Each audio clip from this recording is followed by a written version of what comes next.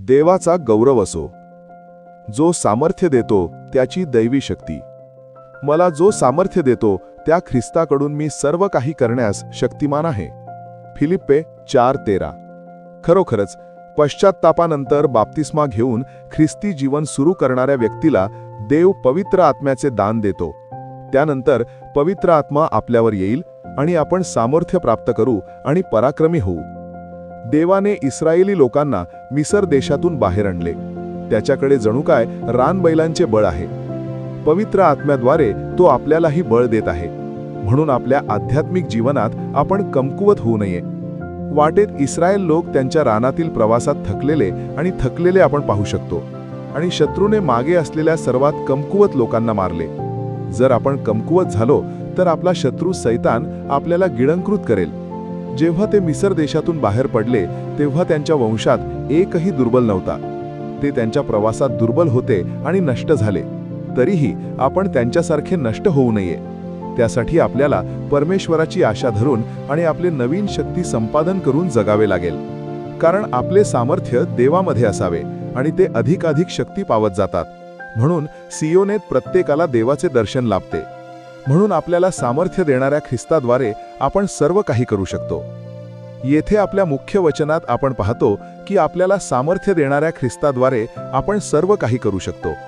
जेव्हा देवाने मानवाला निर्माण केले आणि त्याला एदेन बागेत ठेवले जेणेकरून तो बागेची मशागत आणि राखण करू शकेल, देवाने त्याला बागेत जे काही काम करायला सांगितले ते त्याने करावेच लागेल. पण देवाने निर्माण केलेल्या झाडावरील ती चांगली फळे तो अन्न म्हणून खाऊ शकतो. म्हणून त्याला त्याच्या दैनंदिन जीवनासाठी काम करण्याची गरज नाही, तर तो देवाने त्याला बागेत सांगितलेली कामे करून जगला. परंतु पापामुळे मनुष्याला बागेतून हाकलून लावण्यात आले आणि त्याला आयुष्यभर या पृथ्वीवर दुःखात आणि निढळाच्या घामाने भाकर खावी लागली. त्याला एदेन बागेतून हाकलून लावण्यात आले जेणेकरून त्याला जमिनीची मशागत करावी लागेल आणि शेतातील वनस्पती अन्न म्हणून हव्या लागतील. जीवनात पतित झालेल्या माणसाने देवाची कामे करण्याऐवजी आपल्या दैनंदिन जीवनासाठी कठोर परिश्रम करण्यास सुरुवात केली. परंतु जो मनुष्य बाप्तिस्मानंतर देवाकडे परत येतो तो देवाचा प्रिय पुत्र बनतो. म्हणून देव त्याला त्याच्या कष्टापासून वाचवो आणि त्याला त्याच्या प्रिय झोपेची गरज असलेली प्रत्येक गोष्ट देवो. माणूस झोपतो तेव्हा जमिनीत बी पेरतो आणि रात्रंदिवस उठतो, कारण पृथ्वी स्वतःसाठी प्रथम अंकुर आणते, नंतर कणसे, कणसात पूर्ण धान्य आल्यानंतर. कारण देवाच्या मुलांची गरज त्यांनी मागण्यापूर्वीच पित्याला कळते. देवाचे राज्य शोधणारी देवाची मुले त्यांना खाण्यापिण्याकरिता आणि वस्त्राकरिता आवश्यक असलेले सर्व काही देतात. म्हणून जो मनुष्य देवाचा पुत्र बनतो तो त्याच्या दैनंदिन जीवनातील व्यर्थ श्रमापासून मुक्त होतो. म्हणून प्रभूच्या या प्रिय बांधवांनो, व्यर्थ श्रम करू नका, तर आपण नेहमी प्रभूच्या कामात अधिकाधिक वाढत जाऊया. कारण आपला देव आपल्याला ख्रिस्तामध्ये बळकट करत आहे. जे प्रभूने आज्ञा पिलेल्या कृत्यांचे शेवटपर्यंत पालन करतात त्यांना प्रभूकडून सामर्थ्य मिळेल. ते असे आहेत ज्यांना देवाच्या सिंहासनाजवळ उचलून नेले जाईल. किंवा जे येशूचे शब्द ऐकतात आणि पित्याच्या इच्छेनुसार वागतात ते ज्ञानी लोक देवाच्या राज्यात प्रवेश करतील. म्हणून देवाच्या मुलाचे जीवन हे जीवनाच्या काळजींना प्राधान्य देणारे सामान्य जीवन नाही. आपले जीवन हे प्रभूची सेवा करण्याचे जीवन आहे. म्हणून आपण जे काही करतो ते जीवेभावे करा, कारण आपल्याला माहीत आहे की प्रभूकडून आपल्याला वतनरूप प्रतिफळ मिळेल. कारण आपण सर्वजण आपल्या लवकरच येणाऱ्या प्रभूकडून आपल्या कर्मांनुसार प्रतिफळ मिळण्याची वाट पाहत आहोत. त्या दिवशी जर आपली कामे टिकली तरच आपल्याला प्रतिफळ मिळेल. व्यर्थ कामे नष्ट होतील आणि त्यांचे नुकसान होईल. म्हणून आपल्याला बळ देणाऱ्या प्रभूकडून आपल्याला सामर्थ्य मिळाल्यानंतर आपण नेहमी प्रभूच्या कार्यात विपुल प्रमाणात असायला हवे. आपण ज्यांना प्रभूमध्ये सामर्थ्य आहे त्यांना बळवर बळ मिळत नाही. परमेश्वराने त्यांची शक्ती पुन्हा मिळवावी म्हणून त्याची वाट पाहू नका. परंतु जर आपण दुर्बलांसारखे जगलो तर आपले जीवन दयनीय होईल. असे म्हटले जाते की स्त्रिया नाजूक पात्रे आहेत. पण जर आपण दलीलाच्या मांडीवर झोपून आपली कमकुवतता जगली तर शमशोनप्रमाणे आपण आपली खरी शक्ती गमावू, ज्यामुळे सैतान आपल्याला पकडेल. सैतानाने त्याला त्याच्या दैनंदिन जीवनासाठी कठोर परिश्रम करायला लावले म्हणून आपणही आदामासारखे बदलू. शमशोनचे डोळे काढल्याप्रमाणे आणि त्याला बेड्या घालून बांधले गेले आणि तुरुंगात दळले गेले तसे आपणही बनू.